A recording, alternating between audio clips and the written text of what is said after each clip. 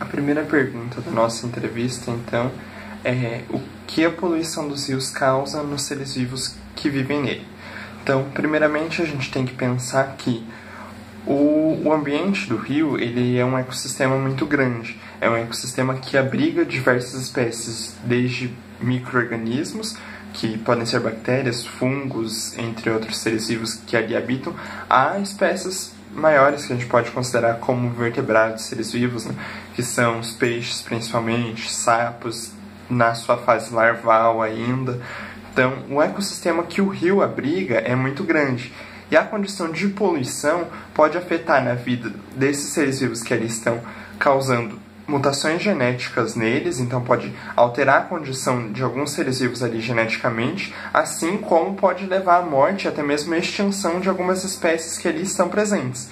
Que é válido a gente lembrar que aqui em Curitiba a gente teve um caso há algum tempo atrás, em que a empresa que cuida do saneamento básico, que é a Sanepar, ela, devido a alguns problemas que teve do que ela liberava da rede de esgoto, teve uma grande morte de peixes de uma mesma espécie, em um mesmo local, em um mesmo rio, por questões que esses materiais do tratamento de esgoto foram ser desaguados no rio.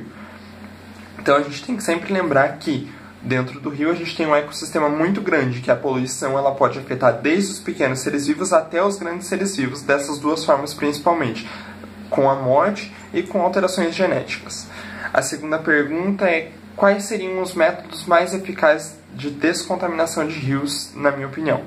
Então, a descontaminação de rio ela é algo que já existe, mas ela é um tratamento muito caro. No nosso país, hoje em dia, ainda não tem condição de bancar um tratamento assim. Por quê? Porque a gente teria que trabalhar com a descontaminação da água, que exigiria então um tratamento eficaz que realizasse uma limpeza, tirasse todas as partes de bactérias e fungos que não são bons ali na água, assim como a limpeza do ambiente do rio, né? A retirada de todo o material de lixo, tudo aquilo que não faz parte daquele ecossistema.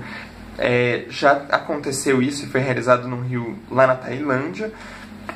Mas assim, a forma de descontaminação ela ainda é um tratamento muito caro. Então a principal forma do que a gente pode fazer hoje é evitar que aumente ainda mais a condição de poluição dos nossos rios. A terceira pergunta é quais as desvantagens para o meio ambiente dos aterros sanitários.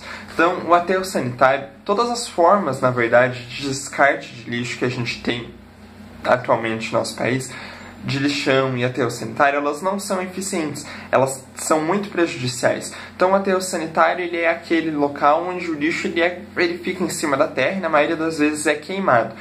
O queimado ocorre a liberação de chorume. Então a gente já tem aí um grande prejuízo para o meio ambiente através da poluição do ar, né? Também tem a questão da poluição do solo, onde esse lixo vai ficar, do chorume que ele vai entrar, de poder prejudicar até mesmo os lençóis freáticos que estão lá embaixo da terra, muito abaixo, assim como ali vão se proliferar muitas bactérias e vírus, ratos, baratas e animais que podem transmitir doenças para nós humanos, assim como os aterros sanitários eles podem trazer um grande prejuízo para animais silvestres. Por quê? Pela poluição do solo, pela poluição da água, que ele vai estar nos lençóis freáticos, assim como pelos animais silvestres chegarem nesses locais onde tem os aterros sanitários. Então não é uma forma positiva de descarte de lixo de uma forma que a gente possa ver, né? Próxima pergunta é qual a alternativa que, em sua opinião, seria mais adequada para o descarte de lixo? Como biólogo, a gente tem sempre aprendido que o descarte de lixo ele é ruim de todas as formas. Então o que a gente mais aprende, o que a gente mais indica são trabalhar com que reciclagem, reutilização e o reutilizar de lixos orgânicos principalmente para adubo, para usar na própria terra, uma horta. Então são coisas que a gente sempre tenta indicar. Se você tem uma horta, se você tem um quintal, usa como adubo, usa as caças como adubo, usa um resto de comida, tudo como adubo. E tentar os demais materiais, vidros, plásticos, papéis, a gente tem materiais que a gente consegue reutilizar dentro da nossa própria casa, dentro da nossa própria residência, de várias formas, né? E tem materiais que a gente tem hoje, graças a Deus, em Curitiba, uma forma muito eficiente de trabalhar a reciclagem, né? De reutilizar através da reciclagem determinados materiais, como papel, papelão, que podem ser reutilizados para outras coisas, né? E por fim, a última pergunta é: a decomposição das coisas biodegradáveis é feita basicamente pelas bactérias, fungos e artrópodes. Esses seres são capazes de decompor o lixo urbano comum? Depende. Tudo na biologia depende. Então, o que é válido lembrar? Eles são muito específicos, tanto as bactérias como os fungos como os artrópodes, eles são muito específicos no que eles decompõem. Restos de comidas, alguns materiais de reciclagem? Não. Então, tudo vai depender do material.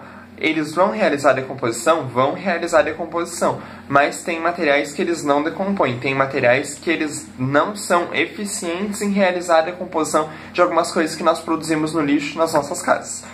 Acho que por fim é isso. Então, resumindo, principalmente essa questão de rios e lixo, a gente tem que encontrar uma forma de diminuir a poluição dos rios. Hoje, uma das grandes formas de poluição do rio que a sociedade gera é através principalmente de questões tecnológicas, de materiais químicos da tecnologia que a gente utiliza, né?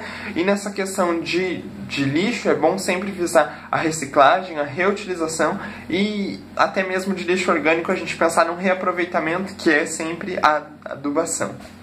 É isso. Muito obrigado.